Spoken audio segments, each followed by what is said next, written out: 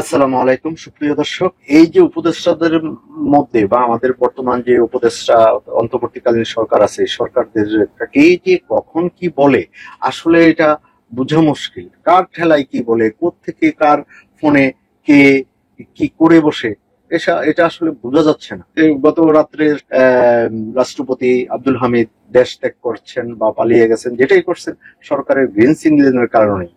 Green signal পাওয়ার পরেই উনি যেতে পারছেন, নাহলে যেতে পারতেন না।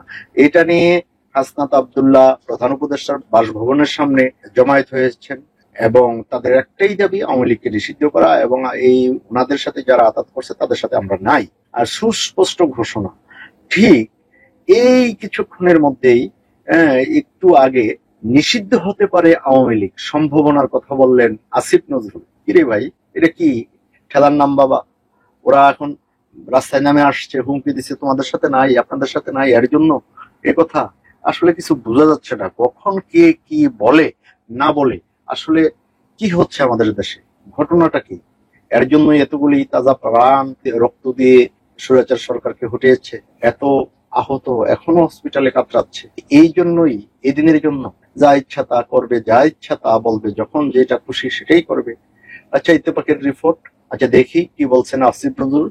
আওয়ামী লীগ বা তার কোনো কোনো অঙ্গ সংগঠনকে নিষিদ্ধ করার সম্ভাবনা রয়েছে বলে অন্তর্বর্তী সরকারের আইন, বিচার ও সংসদ বিষয়ক উপদেষ্টা আসিফ নজরুল জানিয়েছেন। তিনি বলেছেন, আওয়ামী লীগ বা তার কোনো কোনো অঙ্গ সংগঠনকে নিষিদ্ধ করার সম্ভাবনা রয়েছে।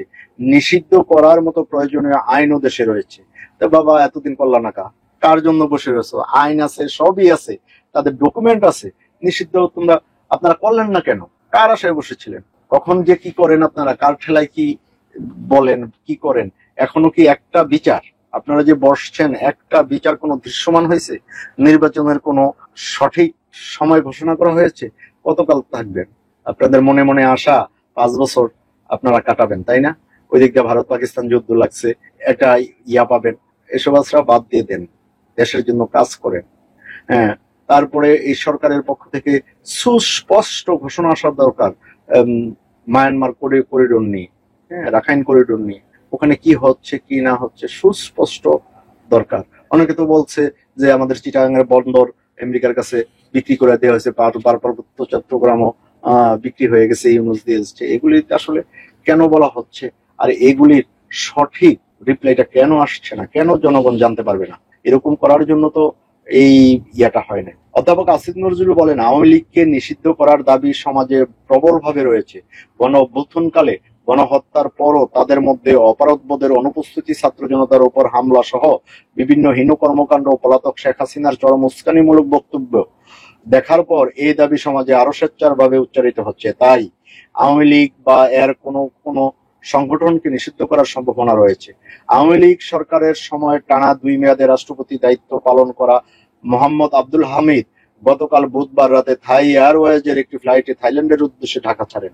এই খবর প্রকাশের পর আজ দুপুর থেকে অন্তর্বর্তী সরকারের সমালোচনা করে ফেসবুকে পোস্ট দিতে শুরু করেন নতুন দল জাতীয় নাগরিক পার্টি এনসিপির নেতারা। আব্দুল হামিদের দেশ ত্যাগের ঘটনায় সরকারের কড়া সমালোচনা করেন এনসিপি নেতারা। আরো একাধিক দল ও সংগঠন এ ঘটনায় প্রতিবাদ জানিয়ে কর্মসূচি পালন করেছে। এমন পরিস্থিতিতে সন্ধ্যায় এক ফেসবুক পোস্টে তথ্য উপদেষ্টা মাহফুজ আলম বলেন, দল হিসাবে আওয়ামী লীগের বিচারের প্রভিশন যুক্ত করা হবে আইনে। ফ্যাসিস্ট আওয়ামী লীগের বিচার হবেই। বিচার কাজ ত্বরান্বিত করতে ট্রাইব্যুনাল 2 গঠিত হচ্ছে। পরে সন্ধ্যায় এই ট্রাইব্যুনাল গঠনের প্রজ্ঞাপন জারি করা হয়েছে। এতদিনের ট্রাইব্যুনালের প্রজ্ঞাপন জারি করে ট্রাইব্যুনাল গঠন করা হয়েছে। আসিফ নজরুল বলে সম্ভাবনা জোরালো হচ্ছে। হ্যাঁ, আপনারা কি জানতেন না এগুলি? কি বলবো ভাই, বলার কিছু নাই। দর্শকবৃন্দ, আপনারাই আপনাদের মতামতগুলি জানাবেন। কি হচ্ছে, কি করছে এই সরকার? শেষ পর্যন্ত কি এত আশা ভরসার এই সরকারটা কি শেষ পর্যন্ত, যে একটা কথা আছে, শেষ ভালো যার সব ভালো তার। হ্যাঁ, শেষটা কি তাদের তাহলে মুখ গোমরা করে যেতে হবে, কাপড় দিয়ে ঢেকে যেতে হবে? দর্শক, আজ এই পর্যন্তই। সবাই ভালো থাকবেন, নিরাপদে সাবধানে থাকবেন। আল্লাহ হাফেজ।